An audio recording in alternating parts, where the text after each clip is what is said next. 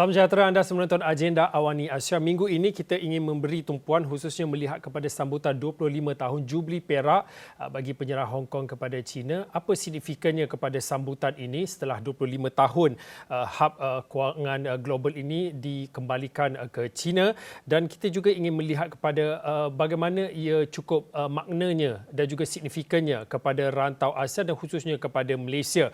Kerana untuk rekod dimaklumkan sebelum ni ASEAN ialah rakan dagangan kedua terbesar Hong Kong dalam perdagangan barangan pada tahun 2019 dan juga yang keempat terbesar dalam perdagangan perkhidmatan pada 2018.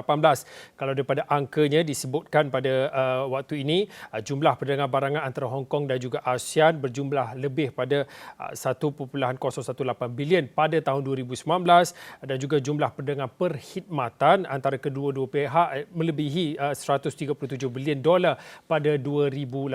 Perlu diingatkan angka-angka ini ataupun rekod-rekod yang saya sebutkan ini adalah sebelum pandemik COVID-19 dan sudah tentu waktu ini kita ingin melihat kepada fasa pemulihan ekonomi pasca pandemik. Sudah tentu ada beberapa perkara-perkara yang mungkin ada sedikit berlaku perubahan. Baik, untuk waktu ini kalau boleh saya nak bersama dengan sudah tentu yang cukup setia bersama Agenda Awani Asia, Zhang Hong, wartawan dan juga kolumnis daripada kumpulan media China CMG, dan seorang lagi adalah Dr. Sufyan Mansur. Dr. Sufyan Mansur adalah pengerusi Pusat Pengajian Sejarah, Politik dan juga Hal Ehwal Antarabangsa UKM. Doktor, kalau boleh saya nak mulakan dengan Zhang Hong dahulu. Zhang Hong, mungkin boleh diceritakan dan juga dikongsikan pada waktu ini mengenai sambutan dan juga maknanya 25 tahun bagi penyerahan Hong Kong kepada China, Zhang Hong. Terima kasih, Fazi. Ya, memang kalau 25 tahun, saya rasa ini memang merupakan satu tanda yang cukup signifikan. Dan kalau pada 1 Julai lalu, berbagai aktiviti sambutan sudah diadakan, termasuk sambutan atau upacara itu yang rasmi untuk menyambut ulang tahun 25 Hong Kong kembali ke tanah air. Dan juga adalah Presiden China Xi Jinping khususnya sudah melawat ke sana untuk menyaksikan angka sumpah kerajaan baru Hong Kong, dan diadakan pada hari yang sama. Dan pada malam 1 Julai juga ada satu persembahan yang dianjurkan oleh TVB untuk menyambut itu kejadian yang begitu penting tersebut. Dan kita pun boleh menyaksikan berbagai bintang selebriti yang sangat terkenal, termasuk macam Andy Lau, Nicholas Yeh. Mereka semua yang turut terlibat dalam persembahan tersebut. Saya rasa semua orang sebenarnya ada kenangan yang cukup mendalam terhadap Hong Kong. Khususnya kita tahu kalau macam lagu Cantonese dari Hong Kong dan juga kalau filem-filem dari Hong Kong, dia sangat popular dulu bukan hanya di China, di Asia Tenggara, bahkan di seluruh dunia. Dan kalau persembahan dan berbagai aktiviti tersebut membawa kami balik kepada, boleh dikatakan, warga yang emas bagi Hong Kong tersebut. Dan kalau kita melihat pada masa depan Hong Kong, saya rasa dengan sekarang adanya sokongan dari tanah besar yang sepenuhnya, Hong Kong nanti akan memainkan peranan yang lebih besar dalam arena antarabangsa, khususnya sebagai satu jambatan. Sebenarnya kita tahu kalau lokasinya di selatan China, dia lebih dekat dengan kalau Asia Tenggara dengan ASEAN. Dia akan menjadi satu jambatan yang amat penting antara tanah besar dengan ASEAN, dan khususnya dengan fungsinya sebagai satu pusat kewangan yang cukup besar di dunia ini. Saya rasa nanti masa depan Hong Kong mesti akan menjadi lebih cemerlang.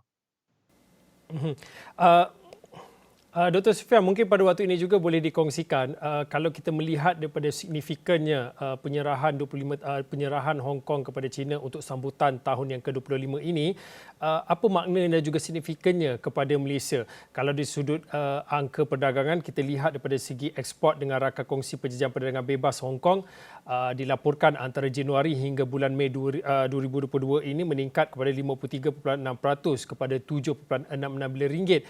Tapi secara signifikannya apa makna untuk kita melihat kepada 25 tahun penyerahan Hong Kong kepada China ini? Jadi untuk menjawab soalan itu, memang kalau kita lihat bahawa 25 tahun itu satu perkara yang begitu signifikan kepada China sebenarnya. Kerana buat pertama kalinya kalau kita lihat dalam sejarah China itu sendiri, kalau kita lihat dalam sejarah dia dapat menyatukan seluruh wilayahnya, kecuali setakat ini Taiwan lah yang belum lagi menyertai China itu sendiri dalam konteks tersebut. Itu satu kejayaan besar China untuk mengembalikan kedaulatannya yang selama ini telah pun diganggu gugat oleh kuasa barat dan juga Jepun sebelum Perang Dunia Kedua itu yang penting signifikan kepada 25 tahun itu sendiri dalam konteks dengan kedaulatan China itu dikembalikan semula kepada anak watannya itu sendiri untuk memerintah. Karena sebelum ini kita lihat bahawa di bawah British dan sebagainya satu perkara yang dikatakan sebagai penjajahan lah dalam konteks China itu sendiri dan dalam konteks China lebih besar itulah mengembalikan kesepaduan China itu dalam sebuah negara yang lebih besar tu yang kita lihat dengan konteks ini untuk memaju bersama dalam satu hal dan dalam konteks hari ini kalau kita lihat 25 tahun itu juga satu kejayaan pihak kerajaan China itu sendiri, khususnya di kerajaan di Peking itu di Beijing itu di mana kita melihat bahawa kejayaan dia mengekal mengawal pergerakan yang di mana sistemnya berbeza kalau kita lihat di China itu berbeza dengan di Hong Kong itu sendiri walaupun adalah protes dan sebagainya, tetapi dalam tempoh 25 tahun satu kejayaan sebab dia mampu untuk mengelak sebarang kejadian yang boleh membawa pemisahan semula. Itu satu kejayaan kepada kerajaan China itu sendiri dalam mengekalkan dalam konteks ini dan ini mewujudkan apa kepentingan China itu sendiri dalam aspek 25 tahun ini adalah pentingnya adalah aspek kestabilan. Itu kepentingan yang dilihat oleh China sebagai satu perkara yang penting untuk Hong Kong itu sebab Hong Kong adalah hub perniagaan dan sebagainya, ekonomi yang tu. Jadi selama itu dia memerlukan mengawal aktiviti-aktiviti yang boleh mengancam kestabilan Hong Kong itu. Dan dari segi usaha ini telah dapat membantu pembangunan ekonomi serantau. Jadi ini kita lihat tadi disebutkan oleh saudara Fauzi tadi di mana kita lihat bahawa walaupun kita lihat bahawa adanya sedikit protes dan sebagainya, namun kita lihat protes itu tidak menjejaskan ekonomi. Sebab itu kita lihat bahawa China tu dapat memantau pergerakan tersebut. Itu signifikannya. Dia berjaya dalam tempoh 25 tahun. Mungkin juga lebih daripada itu kemudiannya itu saja Fauzi. Dr. Sufian, apabila kita bercakap tentang dalam konteks penyerahan Hong Kong kepada China ini sering dikaitkan tentang amalan ataupun dasar satu negara dua sistem dan juga saya percaya itu juga yang disentuh oleh Dr. Sufian sebentar tadi. Mungkin pada waktu ini saya nak bawakan untuk kita melihat kepada dasar tersebut iaitu satu negara dua sistem ini dan seperti apa yang diujar ataupun dikongsikan oleh Ketua Eksekutif Hong Kong Seli oleh Carrie Lam yang mana menyatakan satu negara dua sistem dasar ini dipraktikkan dengan berjaya di Hong Kong. Ini mengambil kira kejayaan signifikan sepanjang 5 tahun lepas hasil usaha bersama kerajaan pusat dan juga kerajaan di Hong Kong sendiri serta pelbagai lapisan masyarakat.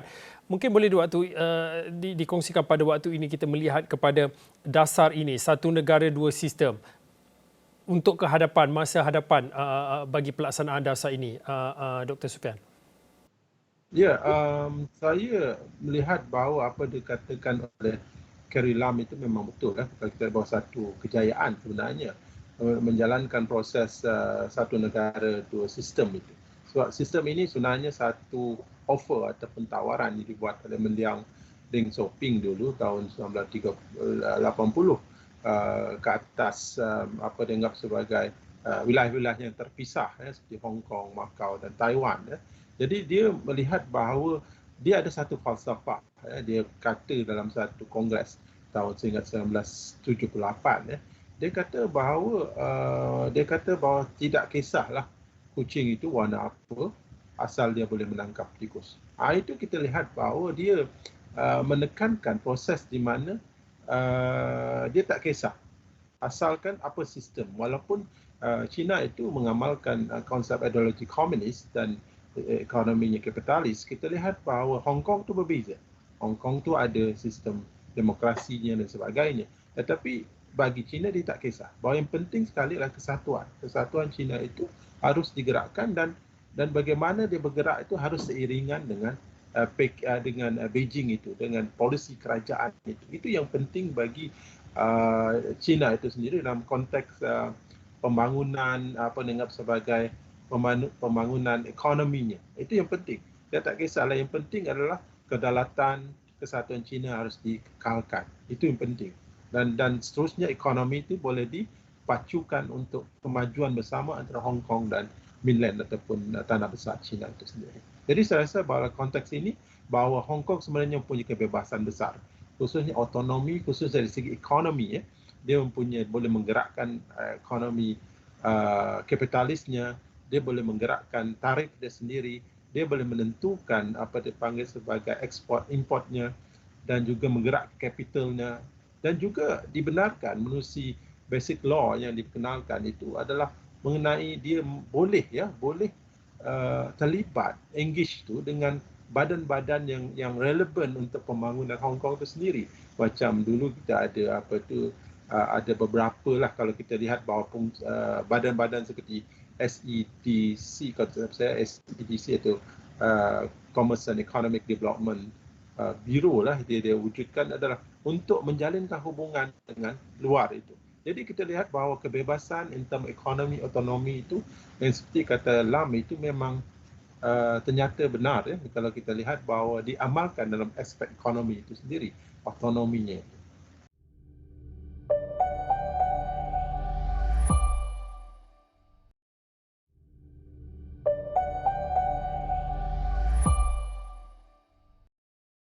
Zhang Hong, mungkin pada waktu ini boleh dikongsikan kita melihat kembali 25 tahun penyerahan Hong Kong kepada China.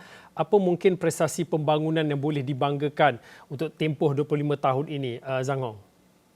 Ya, sebenarnya saya masih ingat kalau 25 tahun yang lalu, saya masih berada dalam sekolah menengah dan malam itu saya bersama ibu bapa menonton siaran langsung upacara penyerahan kedaulatan kepada Tanah Besar hingga pukul 12 ya.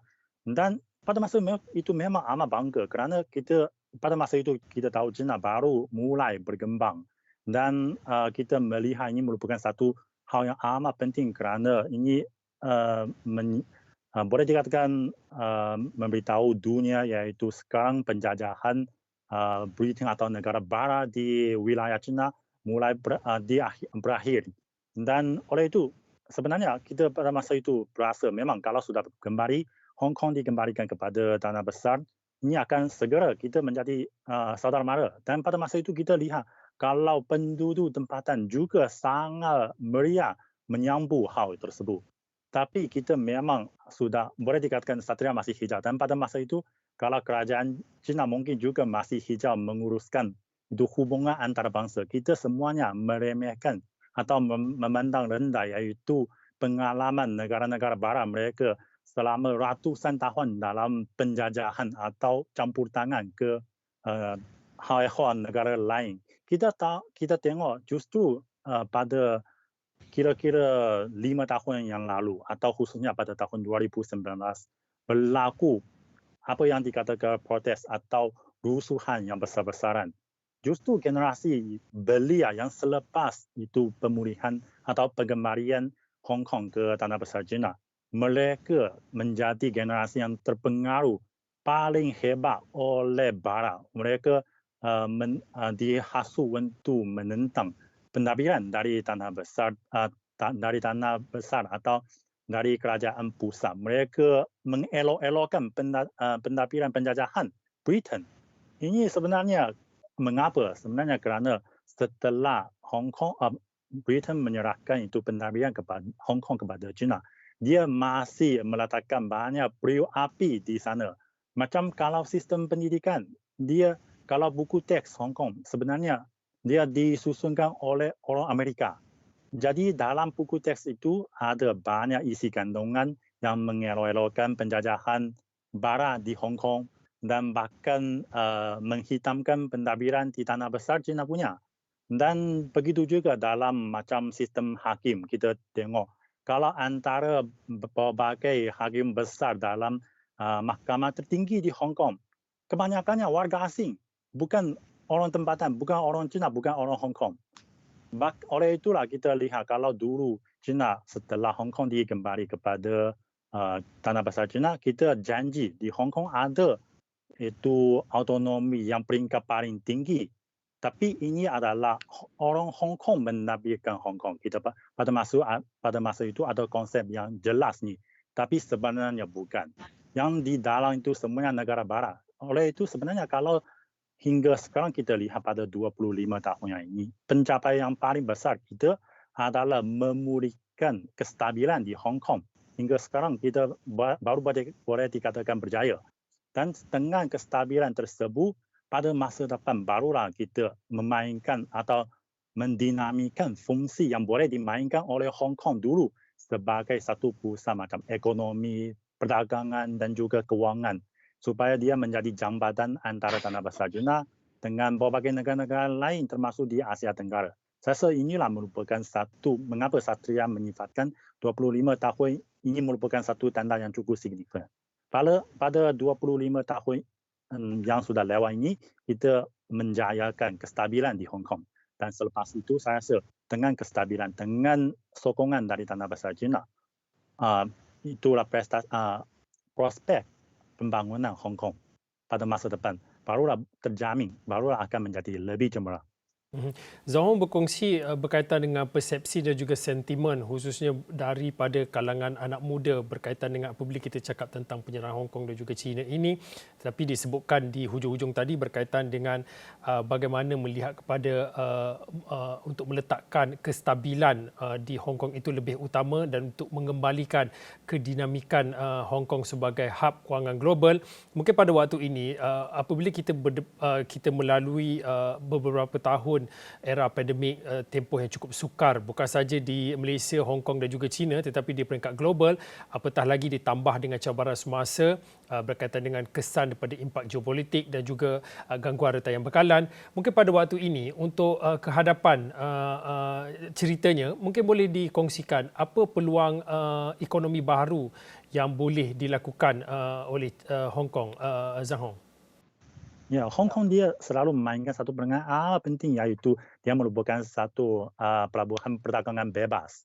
Ini yang paling penting dulu. Kalau dulu ketika China baru boleh dikatakan membuka pintu kepada dunia, kita lihat kalau Hong Kong memainkan peranan amat penting sebagai satu jambatan antara tanah besar China dengan negara-negara lain.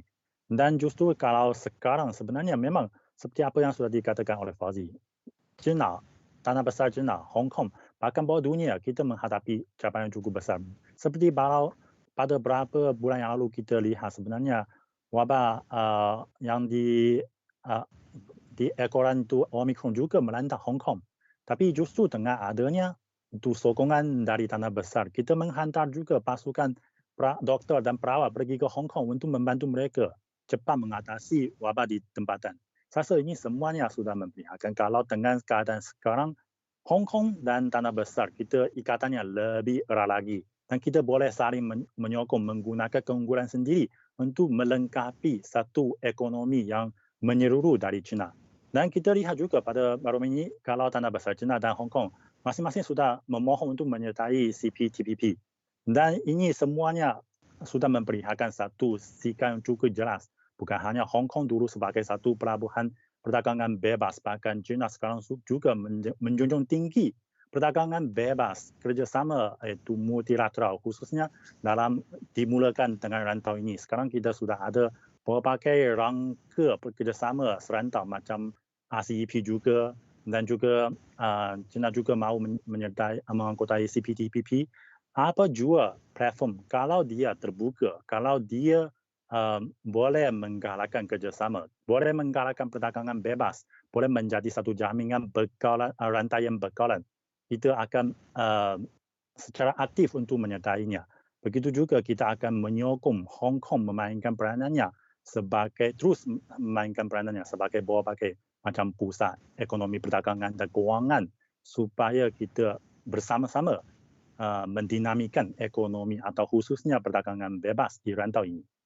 Dr. Sufian, saya ada lebih kurang dalam 3 minit akhir ini. Mungkin boleh dikongsikan. Akhirnya kita berada dalam fasa pemulihan ekonomi global pasca pandemik dan sudah tentu apabila kita bercakap dalam topik ini melihat kepada sambutan ke-25 tahun penyerahan Hong Kong kepada China, kita nak melihat kepada signifikannya di rantau termasuklah di Malaysia ini. Mungkin boleh dikongsikan apa kerjasama baharu ataupun integrasi ekonomi baru yang boleh dirintis dan boleh diterokai bersama, khususnya buat Malaysia dan juga Hong Kong dan juga China, dan juga melihat kepada di peringkat serantau ini, Dr. Sufian.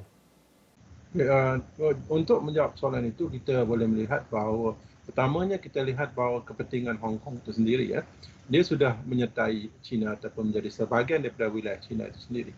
Dia umpama satu pintu masuk, pintu masuk untuk pelaburan di China itu sendiri. Itu yang signifikannya kalau kita lihat, Malaysia perlu lihat di mana dia boleh digunakan sebagai pintu masuk untuk menerokai ekonomi di China itu sendiri.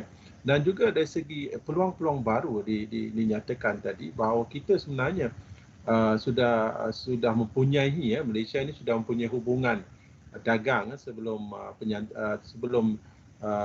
era British lagi, di mana kita lihat bahawa ada hubungan dagang antara Malaysia itu dengan Hong Kong itu sendiri, di mana kita terlibat dengan pelbagai aspek perdagangan dan sebagainya. Tapi era terkini memberi ujian besar kepada kedua-dua pihak, iaitu Malaysia dan juga Hong Kong dan juga dunia. Kalau kita lihat dalam aspek ekonomi, bagaimana ekonomi itu harus digerakkan. Dan di sini kita lihat bahawa Malaysia harus melihat bahawa ada aspek yang boleh dikembangkan ataupun dimajukan antara kedua pihak. Contohnya kepakaran Hong Kong dan juga China ketika ini adalah tentang IT ataupun innovation technology. Itu salah satu kerjasama yang boleh digerakkan antara kedua-dua pihak itu sendiri dalam membangunkan bentuk ekonomi baru, K-economies ataupun digital entertainment, digital komunikasi yang wujud, di mana IT, sektor IT ataupun sektor innovation technology dapat memacukan ekonomi yang bukan bersifat tradisional, termasuklah aspek biotechnologies, dalam aspek smart city, dalam aspek boleh katakan digital intelligence, dan juga satu lagi adalah teknologi in term of pertanian dan sebagainya. Jadi sini kita lihat bahawa kedua-dua pihak boleh bekerjasama untuk membangunkan dan membantu Malaysia khususnya. Sebab kita lihat bahawa Hong Kong telah menggerakkan dan juga China telah menggerakkan IT innovation ini sejak tahun 1998, dan dia telah pun menampakkan beberapa kejayaan dalam menangani isu-isu yang kita alami sekarang seperti COVID-19 dan juga K-ekonomi dan sebagainya lah. Banyak lagi kita lihat aspek-aspek baru ini in term of ekonomi untuk memacukan ekonomi kedua-duanya dan juga China itu keseluruhannya. Doktor optimis apapun yang akan berlaku, apapun yang akan terjadi di Hong Kong ataupun di China tidak akan menjejaskan hubungan bilateral ataupun hubungan perdagangan yang sedia ada antara Malaysia dan juga Hong Kong ataupun di peringkat rantau ASEAN dan juga Hong Kong, kerana telah pun dimaklumkan ASEAN adalah rakan perdagangan yang kedua terbesar untuk Hong Kong, Doktor? Ya, saya maklum bahawa yang penting bahawa salah satu prinsip ASEAN adalah tidak campur tangan dalam isu negara luar. Itu kita lihat prinsipnya. Dia lebih pada ekonomi kalau kita lihat dalam konteks ini. Dan juga Malaysia dan juga China khususnya mempunyai special relation kalau kita lihat sejak dulu, zaman dulu. Jadi dia tidak akan mengganggu apa saja berlaku di China itu, tidak akan menjejaskan hubungan antara kedua-dua pihak tersebut. Dan Malaysia mengambil pendekatan yang cukup bijak dan cukup teliti. Dia tidak dianggap sebagai tidak mengganggu ataupun tidak mengkritik tindakan-tindakan berlaku seperti negara barat. Contohnya pengenalan undang-undang yang dilihat oleh barat sebagai menjejaskan kebebasan bersuara dan sebagainya. Jadi Malaysia tidak melihat itu sebagai satu perkara yang harus diperdebatkan, sebab itu adalah isu tempatan, isu di mana disebutkan tadi adalah untuk kestabilan dan sebagainya. Itu yang penting bagi China itu sendiri, sebab bagi Malaysia kepentingan China itu dan juga Hong Kong itu kestabilan. Kalau berlaku kestabilan, kita lihat bahawa ekonomi di rantau Asia Pasifik itu akan lebih makmur, lebih tidak terjejas akibat daripada ketidakstabilan. Itu yang kepentingan Malaysia. Malaysia tidak melihat itu sebagai satu mengubahkan polisinya. Itu yang bagi pendapat saya dalam konteks Malaysia itu sendiri. Okey, baik. Terima kasih Dr. Sufian Mansur. Dr. Sufian Mansur adalah pengerusi Pusat Pengejar Sejarah, Politik dan juga Hal Ehwal Antarabangsa UKM. Dan sebentar tadi kita bersama dengan Zhang Hong, wartawan dan juga kolumnis daripada Kumpulan Media Cina CMG, yang mana kedua-dua panelis pada malam ini berkongsi pandangan melihat kepada signifikannya sambutan ulang tahun yang ke-25 buat penyerahan Hong Kong kepada China. Saya kira itu saja untuk waktu ini agenda Awani Asia. Saya Fauzin, kita jumpa lagi.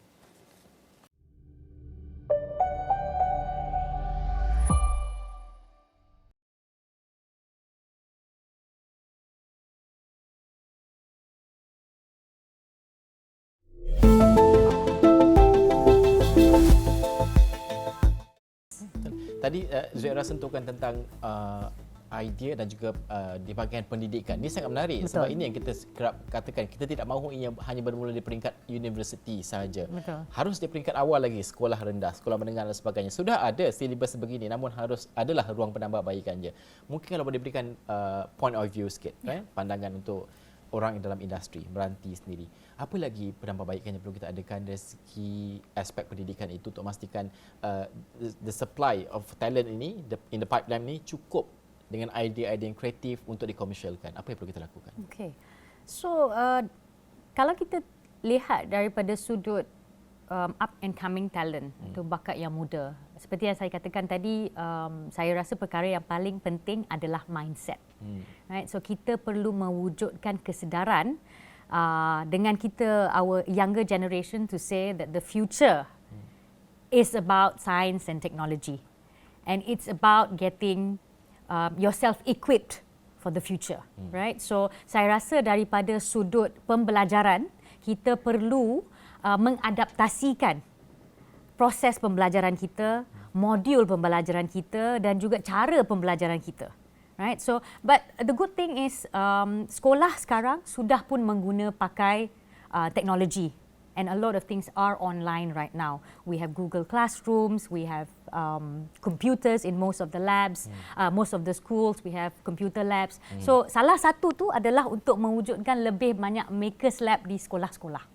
Right? So Makers Lab is also an initiative. So sekarang ni kita ada Makers Lab daripada sudut yang lebih besar. So kita mungkin boleh pakai model itu untuk maybe a simplified version in schools. Yes. Just to look at enculturation first, just to develop the interest, supaya minat itu timbul daripada awal, daripada sekolah rendah lagi, right? So kita boleh then pupuk minat tersebut dan juga shape them in the direction of love for STEM. Okey.